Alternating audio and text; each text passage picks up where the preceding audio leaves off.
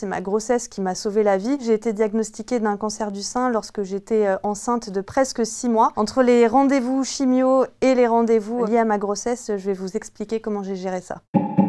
J'étais enceinte de 5 mois et demi. Je me rends chez mon obstétricienne et comme à son habitude, elle me palpe. Et là, elle me dit, tiens, il y a une masse dans ton sein. On procède à une biopsie. Les résultats tombent. On m'annonce à quasiment 6 mois de grossesse que j'ai un cancer du sein. C'est irréel. On est censé vivre les plus beaux moments de notre vie. Et là, on nous annonce qu'on a un cancer. Donc, on associe forcément le cancer à la mort, à la maladie. Mes premières questions, c'est déjà, est-ce que je vais mourir? Est-ce que je vais voir mon bébé grandir? Est-ce que je vais pouvoir avoir mes traitements enceintes? Est-ce qu'il y aura un impact sur mon bébé? Est-ce que le bébé, potentiellement, il peut avoir aussi des cellules cancéreuses? Il peut être impacté par la chimiothérapie. Donc j'ai pu avoir 2 chimios en étant enceinte. Ça n'a pas du tout impacté mon bébé. J'ai beaucoup mieux supporté mes chimios lorsque j'étais enceinte. J'avais un petit peu l'impression de former un duo avec ma fille. Les moments où j'allais en chimio, c'était assez difficile parce qu'on a l'impression d'être un ovni à ce moment-là. On me regardait un petit peu en mode qu'est-ce qu'elle fabrique ici?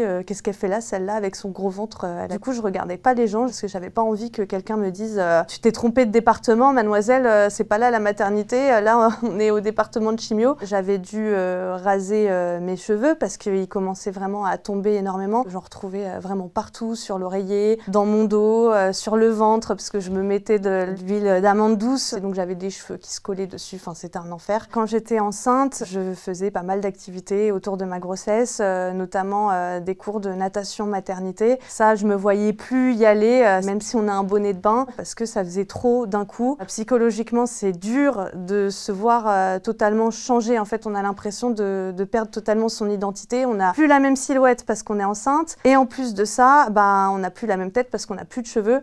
Donc là, je me voyais pas retourner normalement à ces cours de natation. J'avais peur qu'on me pose des questions. Je me suis rabattue sur le yoga prénatal, du coup, où là, il n'y a pas besoin de se mettre en maillot, il n'y a pas besoin de mettre un bonnet de bain.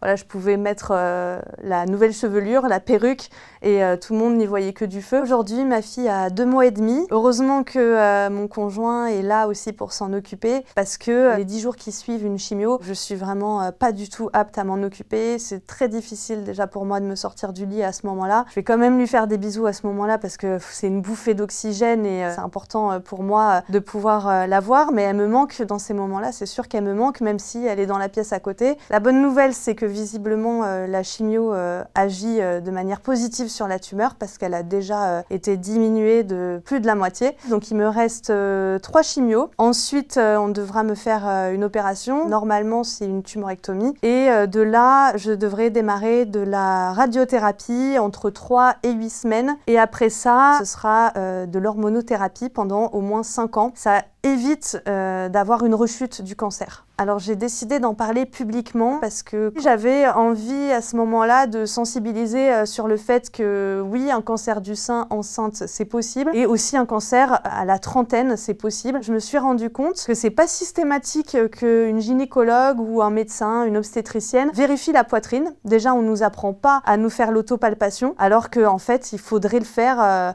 même quand on a 30 ans, même 25 ans c'est possible. C'est ça qui est très important parce que quand c'est diagnostiqué rapidement, le cancer du sein, ça peut être pris en charge et ça peut être soigné. J'étais à un stade 1, mais comme j'étais assez jeune, c'est un grade 3, ça veut dire que ça se propage assez rapidement et donc il fallait commencer les traitements très très vite. Très clairement, pour moi, c'est ma grossesse qui m'a sauvé la vie. Si j'avais pas été enceinte, j'aurais jamais eu cet examen par mon obstétricienne et elle m'aurait jamais diagnostiqué donc le cancer du sein, ou du moins elle me l'aurait pas diagnostiqué à ce stade et ça aurait pu vraiment être plus grave si le diagnostic avait été posé quelques mois après.